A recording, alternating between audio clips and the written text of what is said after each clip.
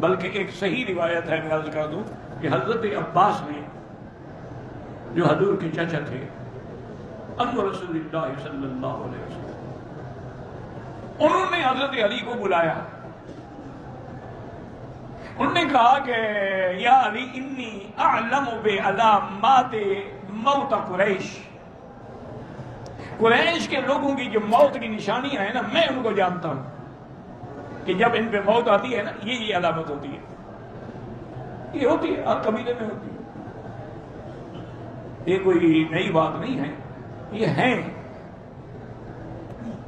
مجھے خود یاد ہے میری والدہ رحمۃ اللہ علیہا جب ان کی موت سے 2 دن قبل حضرت درخواستی رحمۃ اللہ علیہ کی بیٹی ان کو ملنے آئی،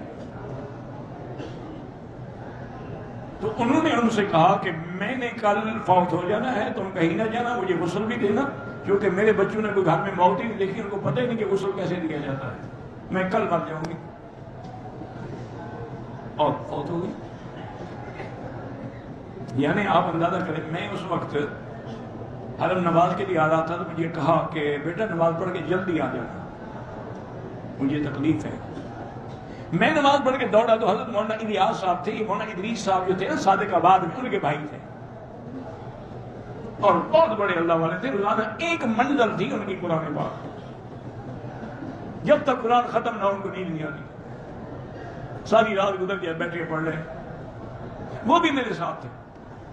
تو ہم اپنے گھر کے دروازے کے سیڑھیوں کے جب قریب آئے تو اندر سے لا الہ الا اللہ لا الہ الا اللہ آواز آ رہی تھی.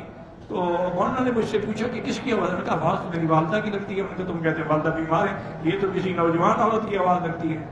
میں اندر آیا، انہوں نے کہا اچھا میرا کلمہ سن لو، ایمان کی شرائط سن لو، میری موت کا وقت آ گیا ہے. آمنت باللہ، میں نے سارا پڑھا، پھر لا الہ الا اللہ محمد رسول اللہ. تو یہ ہوتا ہے، کوئی نئی بات نہیں ہے. اللہ اپنے لوگوں کو علم دے دیتے ہیں، یہ غیب نہیں. یہ قرآن ہے کہ ان الذین قالوا ربنا اللہ ثم استقاموا تتنزل علیہم الملائکۃ الا تخافوا ولا تحزنوا وابشروا بالجنۃ التي ملائکہ آ جاتے ہیں، کہتے ہیں کیوں بھی ڈر رہے، خوش ہو جاؤ، ہم جو ہیں تمہارے ساتھ. تو پہلے موت سے پہلے فرشتے، موت کے بعد آئے تو کہنے کا کیا فائدہ، وہ پہلے آئے. اور اللہ والوں کو وہ ملائکہ نظر آ رہے ہوتے ہیں، عام آدمی کو وہ نظر نہیں آتے ہیں.